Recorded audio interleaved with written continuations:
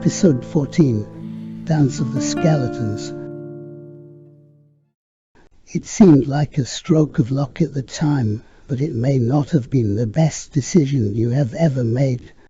You would think that a voyage across the mighty South Atlantic in a large, well-equipped trawler would be the experience of a lifetime. Perhaps it will also be the last experience of your lifetime. You have got used to the constant pitching and rolling of the vessel, an ever-present reminder of the puny scale of man's endeavors in the face of one of nature's biggest trump cards, the inexorable force of the southwesterly gale which has been blowing mercilessly since dinosaurs roamed the earth. The wind is driven by the massive conveyor belt of cold water coming up from the Antarctic. Right now it's making your legs go wobbly and the ownership of your lunge temporary, and then the wind starts to pick up, making you feel like you're a plaything of some giant toddler, tossed around on the wind until the rudder breaks. And with it goes any pretense that we mortals are in charge. The needle goes from exhilarated to shitless in a heartbeat, as the ship careers backwards and sideways towards the sandy shore. The vessel reaches itself with a shuddering jolt on the sandbank and obligingly deposits us in the white foaming sea. The good news is that the waves drive us onto the beach within seconds. The bad news is that we were safer in the sea, in this sandy, sun-cursed wilderness. We are dead men walking. We have the choice. Eastwards across the scorched plain and into the Kalahari Desert. Northwards along the beach for 400 miles until you find the nearest habitation. Or southwards, ditto. Whichever suicidal route you choose, you will find no respite, no shade, no water. It's not that it doesn't rain much here. It doesn't rain at all, never has, never will. Whoever designed this country did not have human beings in mind. I think I'll stay right where I am, lie with my feet in the sea, close my eyes and think of botlins. Feel free to join me. Oh, and welcome to Namibia. Okay, I may have embellished the story a little, but it is basically the tale our guide and driver Hendrik told us, but without botlins and without me. This is the Skeleton Coast.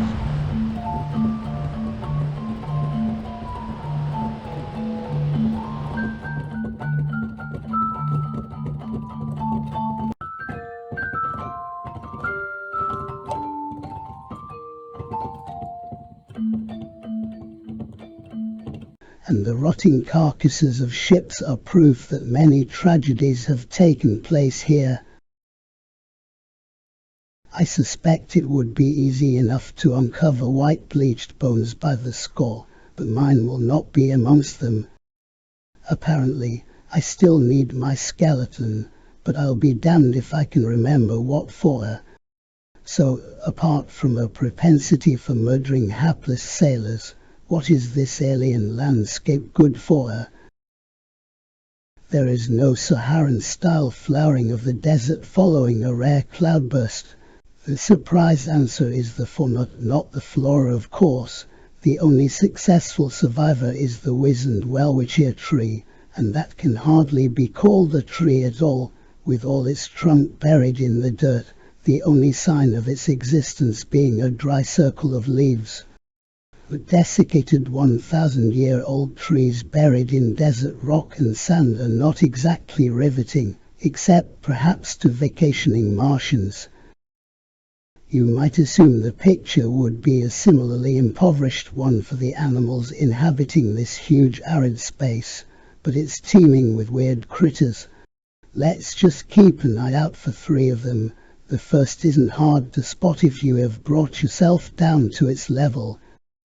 In stark contrast to the pallor of its sand dune home, the little black beetle can be seen plodding its way to the highest ridge, where the breeze is tugging the foggy air towards us. Time for our beetle friend to turn round, brace its 4 legs and foist itself into a graceful handstand. The rest is simple. Wait until the mist condenses into droplets on its body, open its mouth and wait until the drink does the rest. Opinion is divided about whether the handstand beetle is a wonder of environmental adaptation or an evolutionary mistake. It has certainly carved out a niche for itself as the only water harvester in the land of no rain. It has secured its position in the ecosystem. Unfortunately, it has become the only water dispenser in town. The other citizens also need water to survive, and the only way to get it is to eat old cause and handstand, a clear case of brain drain to bottom of the food chain. There is no such ostentation with our second animal friend. The rock dashi or hyrax seems to live its whole life under the radar. It flits around its stony territory, playing its daily game of statues. It is too big to scuttle and too small to lollop, and it resembles four hamsters stitched together. An altogether unremarkable creature whose longish flexible nose is the only clue to its secret, the fact that it is really an elephant. That is to say, the little hyrax is a remarkably distant relative of the mightiest of Africa's mammals, the Namibian desert elephant. Here is an inspiring story of survival on the ragged edge of existence, of the vagaries of evolution and the benefits of poor dental hygiene. You would have thought that huge mammals with a serious water habit would not thrive in such a gritty desert, but this far north, you can see the telltale signs of dry river beds. If you dig deep enough, you will find water flowing down sluggishly from the uranium-rich mountains in the east. The desert elephants use this network of river beds as jumbo highways, stripping the sparse green leaves and, every few days, refilling the tanks with unfeasible quantities of water. They say that a desert elephant can smell water from 10 miles away, and that it is not a good idea to come between the two. In fact, it's probably wise not to get between an elephant and anything really, but it's not its infamous cantankerousness which has made our Namibian giants into wonders of the ecological world. Generally in Africa, elephants inhabit a lush green landscape, replete with juicy foliage and more water than you can shake a trunk at. So how come these denizens of Nelly Heaven are disappearing at an alarming rate while their gaunt mean desert cousins are thriving in their jumbo limbo? The answer, as with so many 21st century conundrums, lies in China, and also in the word lush. While the East African elephants are getting all their vitamins and minerals to build healthy bodies, the Namibian desert dwellers are growing up scruffy and scrawny. So, whilst the majority of the species sport celebrity white tusks and are being slaughtered for their ivory, the rotting tusks of the desert dwellers are of no interest to poachers. The Germans haven't always put their towels down first on the poolside sunloungers, just to make sure there's no ambiguity. They tend to use the specially purchased black, red and gold fluffy flag variety. Not that we Brits have any right to scoff, as we were the ones responsible for the idea in the first place. And that, my friends, is my point. Unhelpful as national stereotyping is, it has some validity if people believe the myths about themselves. 300 years ago, Germany was considered to be the home of poetry and philosophy. After the creation of Germany as a nation-state in the 1800s, many felt that they should have the trappings of a modern country, including the sort of colonies which had helped the British become so dominant and prosperous. Unfortunately, those particular deck chairs had long since sailed. By the time Germany joined the global domination game, its options were limited mostly to fighting in Europe, with disastrous consequences.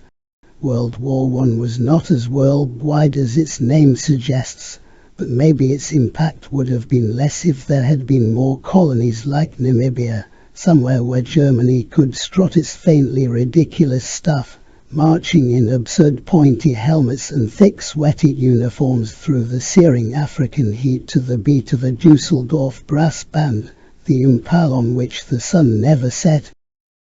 If geographic triangles are bad news, panhandles are a disaster. For instance, the map of the United States of America resembles a cake, scored by long straight lines dividing huge states into arbitrary portions. But every so often, the symmetry is spoiled by a thin strip of land tacked onto a chunky state like the handle of some gigantic saucepan. But these relics of conflict and compromise have nothing on Namibia's own panhandle, the Caprivi Strip. This strip of land is named after the German diplomat the Count von Caprivi, whose name sounds as Germanic as tiramisu. It takes this otherwise dry West African country and thrusts it like a spear into the steaming heart of the continent. And we are not talking some modern reimagining of the central rainforest, but the tropical African jungle, deepest green yet red in tooth and claw. In a traditional village, a venerable grandma started acting out of character and saying bizarre things. At first, the village elders ignored her behavior, putting it down to old age, but after Grandma started ranting and regaling all and sundry with strings of gibberish that sounded like curses, people started to get worried about witchcraft.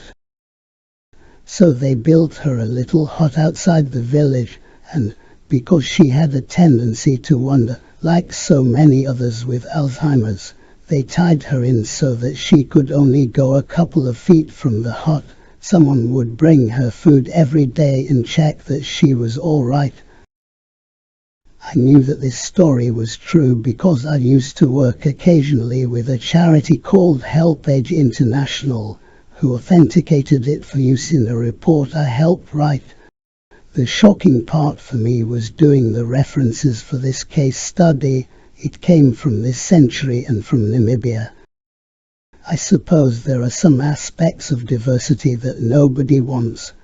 All this seems a million miles away from where we are now, sitting in a real German pub in Swakopmund, eating schnitzel and pig's trotters, lifting our heavy beer steins in a toast to our good friends and Elf. This is no touristy-themed hostelry. We are safe in the arms of clean, orderly German Southwest Africa. It may not be called that anymore, but here we dance to a different tune, not the singing and drumming of old Africa, not to the click-dee xylophone of the skeleton dance, in this incongruous corner of an alien world.